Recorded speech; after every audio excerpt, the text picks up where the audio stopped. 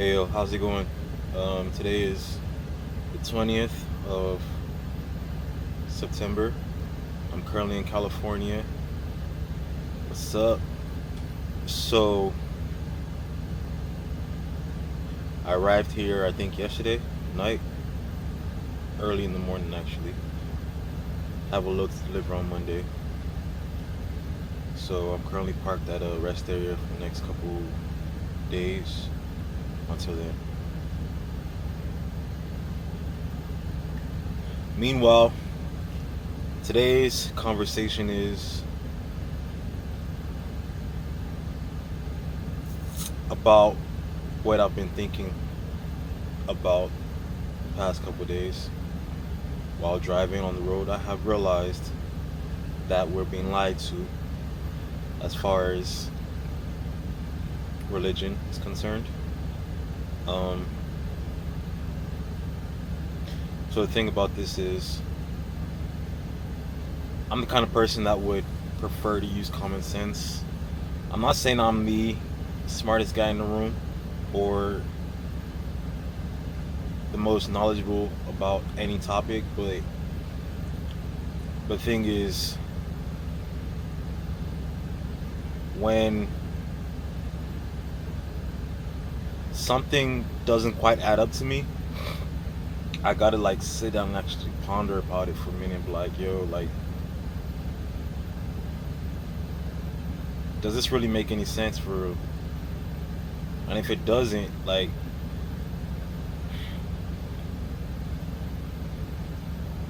I come to my own conclusions. So,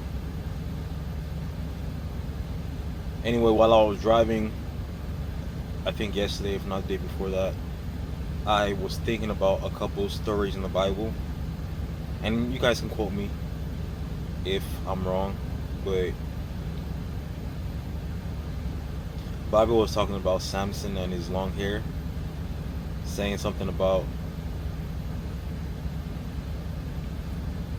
Samson was this over strong ass dude holding pillars and everything. Basically, a lot of this stuff that I'm about to speak on may sound kind of like regular when I think about it or say it out loud, but when I thought about it, like, it really blew my mind about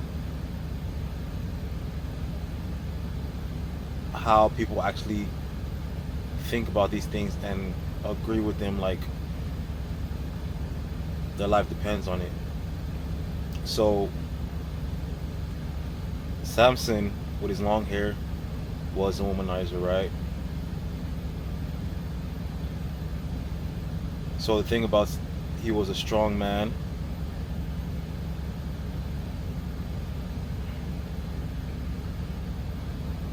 In their time, they weren't too familiar with world's strongest man things or men of great strength, so to speak. So it's not like our day where we have dudes pulling planes, tugging buses, trucks with their teeth and holding pillars. So I kind of felt like if the Bible is saying Samson was a man, a special man from God during his time because he was holding pillars and doing all these great feats, accomplishing all these great things with his strength during his heyday, then what would you call the men of our generation doing the exact same thing? That's one. And two, the Nephilim. The Bible spoke about the Nephilim, saying that the Nephilim were giants. Well, with a simple Google search, I came to find out that your average person was 5'4".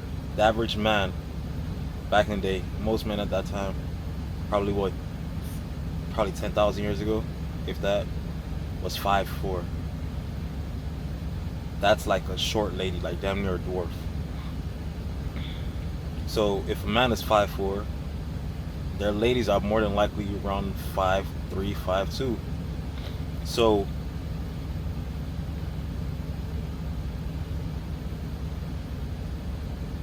back to Nephilim. My perspective on this situation is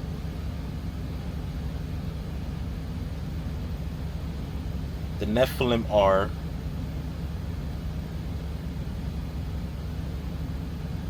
overgrown kids birthed by individuals suffering from dwarfism. Okay? Because back in the day, they wouldn't know what dwarfism was. They weren't aware that they were short individuals because their heights were normal to them. Just like our average height today, in our generation, the average dude is what, 5'11". I'm 6'1". On the good day, 6'2". So we've grown as years have gone by. And we are yet to keep growing as the world progresses in the direction it's going. Especially with all the GMOs and stuff that they're putting in our foods, especially in America. If they continue to, if they don't stop doing all this science bullshit in our foods, they're more than likely going to keep on poisoning us, and we're going to keep growing. And also adding to that, technology with the robots that they're developing. We have no choice but to keep growing, because with the help of robots, we have no other way to exert our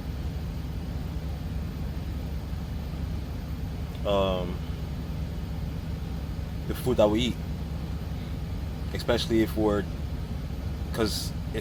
just sitting around allowing the robots to do everything for us. More than likely we're going to keep growing in height. I don't expect us to stay at 5'11" average. The average height to be 5'11" in the next 50, 100 years. More than likely we're gonna get higher, taller or bigger than that. So for those that may say that, okay, fine, the archaeologists may have dug up sculptures, dug up bones and all the other stuff, bruh, be reasonable. We are in 2025. It's very much possible that a lot of these so-called bones, relics, and all these giant things that the Nephilim owned or possessed in their time can and might be fake. It might be fake, because realistically, why haven't they brought any of those artifacts to the public to see? One, they've only published them on newspapers, published them on blogs and all these other things. Oh, they discovered a new Nephilim, or discovered new bones and structures from donkey years. Put those things in the museum so that people can actually see them and feel them and touch them. Personally, I think that they might be 3D renderings. And for those that may say that there aren't any machines that are large enough to 3D render those bone structures or whatnot, cool. But we are dealing with America, okay? Be open-minded to the simple fact that if there is a smaller version of a 3D machine open to the public, wouldn't it be possible that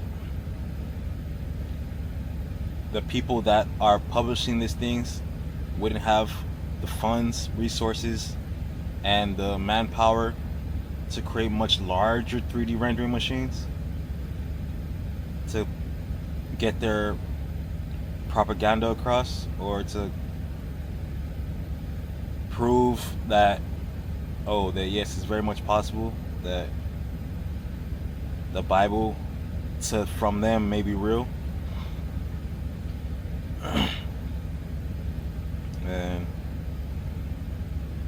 all I'm saying is look into it, be smarter, be reasonable. Let them put those artifacts out. Let us see them. Let us touch them. Let us actually know what they're really about. They've seen dozens and dozens of so-called Nephilim artifacts and bones for the past donkey years, but not one has been put or released to the public.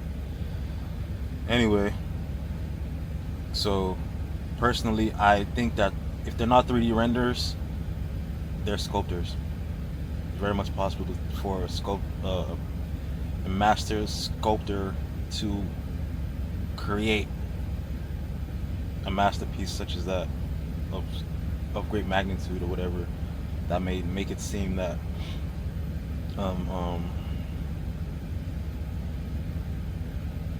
they just dug up a bone or two. Alright? Now, my third point is the lady, the salt lady. I call her the salt lady because the lady that turned into a pillar of salt from Sodom and Gomorrah, the story of Sodom and Gomorrah. Why haven't they released the salt lady's actual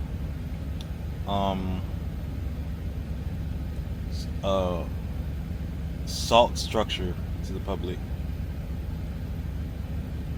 Or is there not a salt sculpture or salt structure released, in existence? Because I would assume that if she had looked back and turned into salt, technically a sculptor in her time,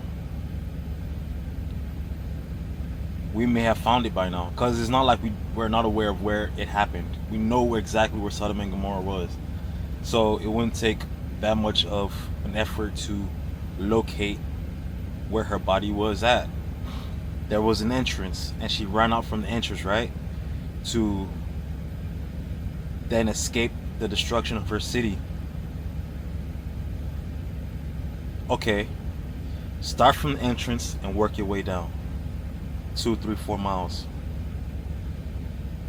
More than likely you will see, let's assume sand covered it. Let's assume sand covered it. A lady is not going to be taller than a lady of that time. Let's remember, the average man was 5'4". So more so the ladies are going to be 5'3". A lady of 5'3" stature, a 5'3" lady of 5'3" stature is not going to be taller than a city gate or city wall. Because those motherfuckers were building walls that were 13 fucking feet. Okay? And we're getting to that in a minute. So, if I'm giving you guys just so some points just to dwell on, because some people may say that, what about this, what about that? A lady of 5'3" stature is not taller than a 13-foot wall. If you can locate the actual structure or wall entrance of the city, navigate your way about 2, 3, 4, 5 miles down, straight across the way, or give yourself a 5-mile radius around the city. Let's assume she didn't just run all the way straight through. She probably ran in in multiple directions, in any direction possible. Give us I would say give us about 5 miles radius around the city, because from what the Bible was saying, that they hadn't gone too far before she looked back, right? Boom. Where is that motherfucking structure? Where is her body at? Whether they want to say that it's salt, it may have dissolved or some shit. Fuck out of here. Anyway, so my take on that is, The salt lady didn't turn into actual salt physically, but emotionally she did.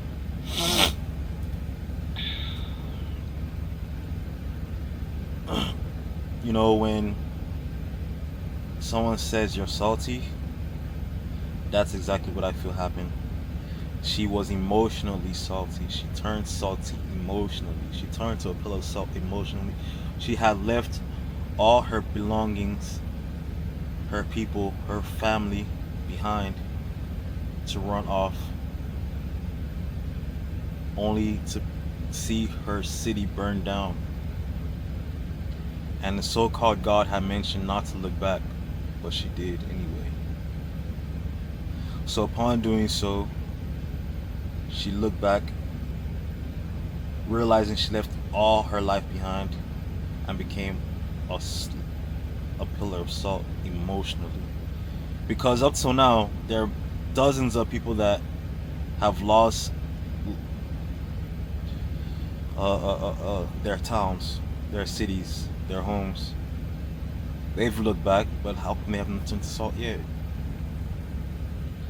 Anyway, just ponder on that as well. Because all this shit is not adding up to me personally, man. It's not adding up to me personally. Because for those that want to say, oh, obviously it's God. He has all kinds of powers. He can turn us. He may have just made it possible for her to turn into a pillar of salt. Bruh. That's the stupidest shit I've ever heard in my fucking life, bro. How does that freaking make any sense? To turn just one single person to a pillar of salt, knowing she was going to turn anyway. Why would you allow her leave the city, all seeing God leave the city, only to turn her into a pillar of salt upon her looking back when she realized that she left her life behind? Anyway, pondering that as well. Then I was also thinking about the Wall of Jericho, the fall of the Wall of Jericho. That story is hella fishy. That's hella fishy because there are a lot of missing pieces to this puzzle.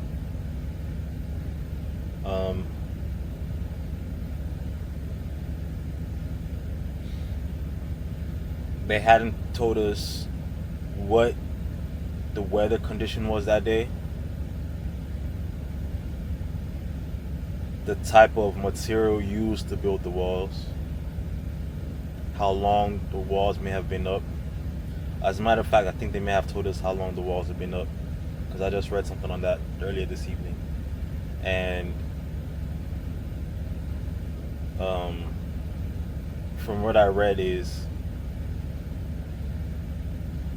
it was around 1550 BCE before Christ.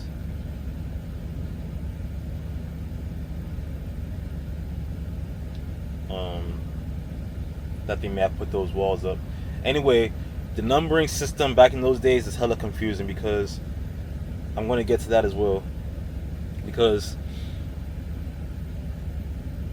all this information that they're refusing to put together to make it make sense isn't in the Bible, right? Anyway, so any real masters, brick mason, will tell you that it will take more than just 40,000 men, because it was, remember, it was, mind you, it was 40,000 men that walked around the city 7 times blowing their trumpets for a 600-meter wall to fall. They're saying that the whole wall fell. They're saying that the whole wall fell. Not that it was a hole that allowed people to sneak into the compound, but the whole entire 600-meter wall from one end to another. We're not talking about the circumference of the actual city itself, wall city itself. We're talking about the length of the wall. 600 meters equal to 2,000 cubits or something. 2,000 cubits, whatever cubits, whatever number system they used back in the day. Do your homework on that.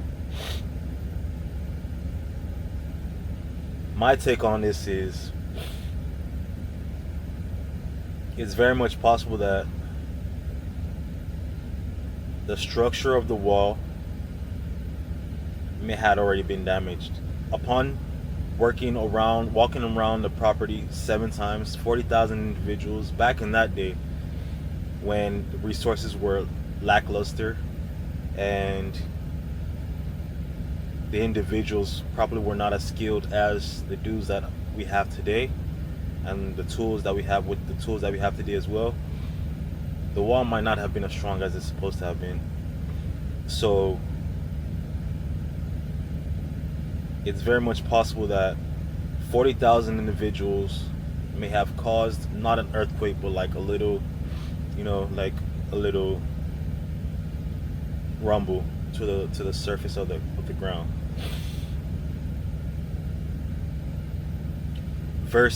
And it's also possible that it rained. I'm not saying that it did rain, but that's something that they hadn't included in that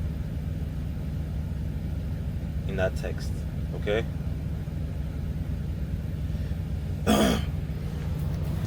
They hadn't included it in the text. Now,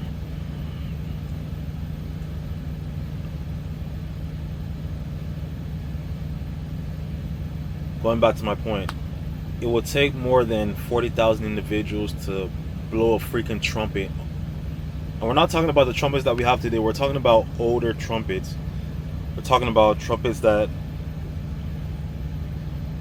probably used a lot more oxygen or carbon dioxide to propel air into, to get to sound the way they wanted them to sound back in the day. So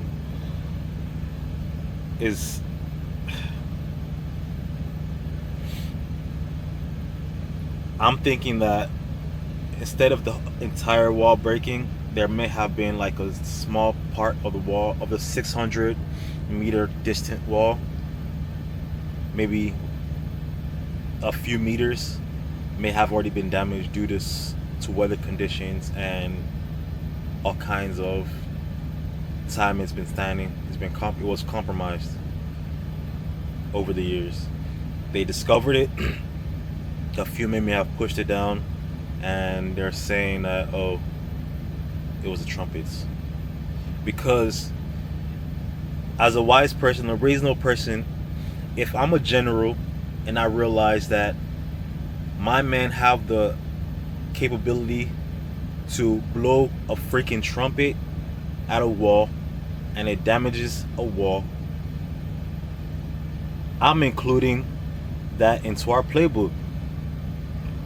We are going around city to city blowing trumpets at each fucking wall till we conquer the fucking country. How come it just so happened that the city of Jericho was the only city that it so happened that they managed to blow down their walls with just trumpets? Bruh, get that bullshit out of here. And not only that, I did some reading a little earlier this evening, and come to find out, the story itself, they're saying that the story itself is not based on actual historical facts, but theological storytelling. Not historical facts, because there's nothing for them to base that information of because it never really happened. It's just like it's just like um, a group of people camp out at a campfire and tell stories one time, but then that one story makes its way to multiple generations. That one story. Then all of a sudden, that one story then becomes like uh, uh, uh, um, some sort of motto or some kind of like hope or campfire legend, so to speak, for generations to come. That's pretty much all it is. That's what they're saying, because if it's not historical facts, there isn't any actual basis or proof that the event actually took place. They're telling us that rather than it being historical fact, that is theological storytelling. Like, man,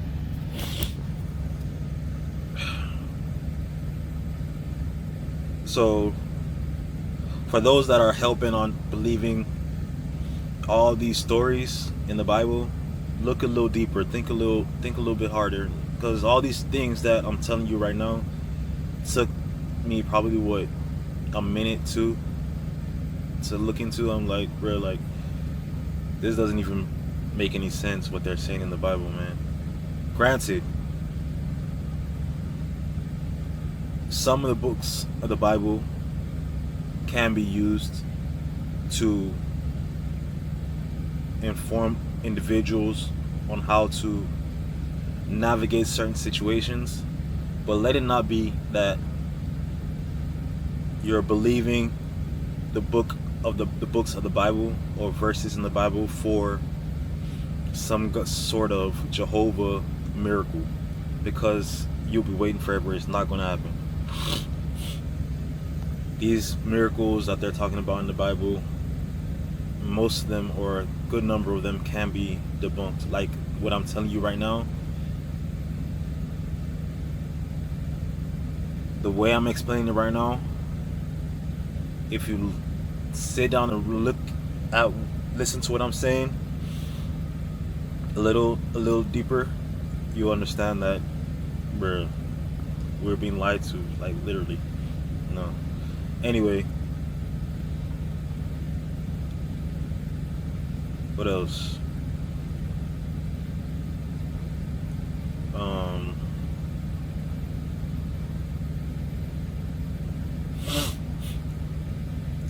That's the third one. Oh, and I was thinking about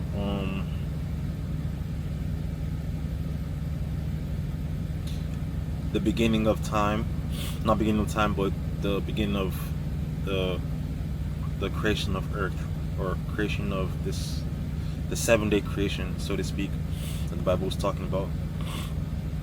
That took me about 20 seconds, a little Google search, because a lot of people don't Google search anyway. So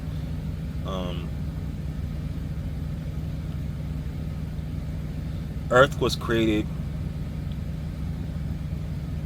God created light on the first day.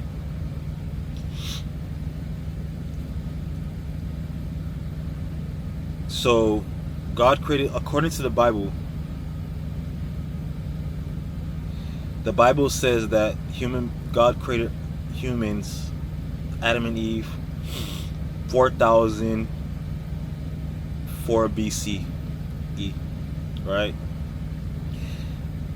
And translate, okay, so 4004 BCE, that's 8,000 years ago. Scientists say humans first arrived on this planet. The first sign of human life was discovered 350,000 years ago. The sun has been in existence for 4 billion years.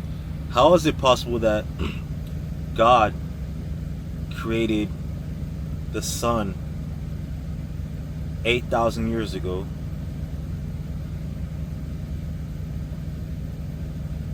on the first day. But the sun had already been in existence for 4 billion years. The only way that could have happened is if the earth had been removed from its axis. Mind you, the earth and the sun are damn near the same fucking age. Therefore, the earth has been rotating around the sun for 4 billion years. So how could it have been possible for God to have created the light on the first day 8,000 years ago when there has already been light for 4 billion years? Okay. And then they're saying that same week he created the first animals. But then science is saying,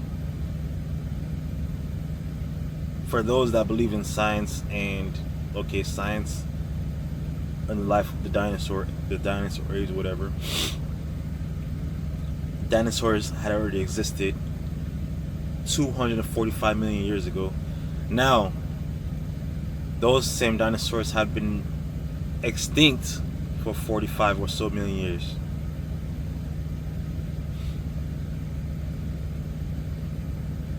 How can that same God, all-knowing God, be unaware of the existence of dinosaurs prior to the animals that he created the first week of creation?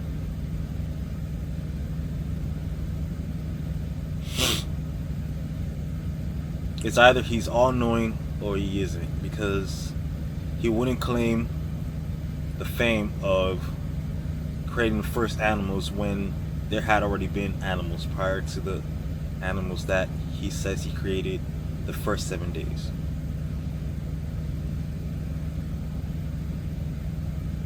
Unless there is another God that's much stronger than he is, that's watching and looking at him like he's a fucking crackhead and he should go sit down somewhere, allowing him to do whatever, claiming all the bullshit that he's creating, claiming all the nonsense that he's claiming. Because, that's the way I look at it, man. And then going back to the human creation of Adam and Eve, it's either or, man. 8,000 years ago, and then going back to let's even it's hard to understand, because for those that are much more aware of the calculations of the BC time era, whatever, if Adam and Eve were created 4004 BC, 8,000 years ago, but the story of the fall, the wall of Jericho, the wall of Jericho, the fall of the wall of Jericho happened 10,000 years ago.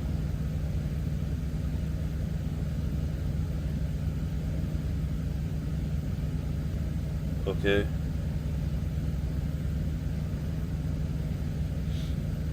Then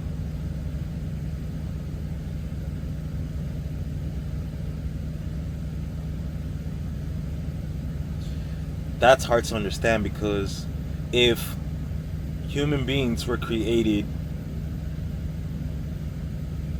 first, how is it possible that a story of the wall of Jericho is older than the creation of human beings? Because from the little research I did, I may need to do a little bit more research, but from the little research I did, it's saying that the wall of Jericho story is about 10,000 years old, which was, I think, 8,000 BC,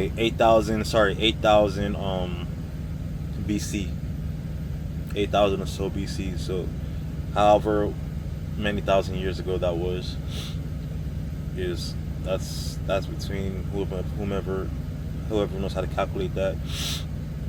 So the story of the Wall of Jericho was 8,000 BCE. Creation is 4,000 BCE.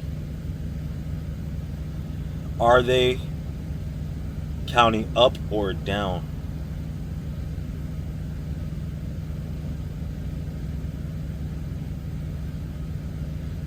That's what I'm trying to understand. Are they counting up or down as far as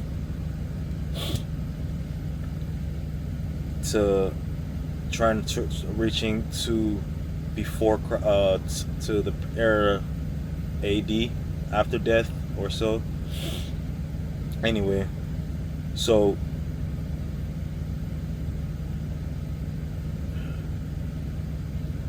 35 350 years, science is saying 350 years ago was when human beings were first discovered on this planet.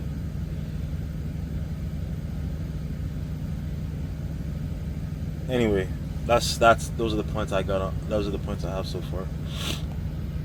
It made a lot more sense in my head when I was thinking about it, and because when I'm thinking in my head, when I'm thinking thoughts in my head, I'm just like things are just moving. But and that was like 2 days ago. I'm surprised I hadn't written it down because I'm supposed to have written the points down so I could know exactly what I was gonna say. But I got a little like carried away when driving and everything. So, um, but that's it for those few points or few topics. Anyway, hope to check in with you guys soon and have a great week. Peace.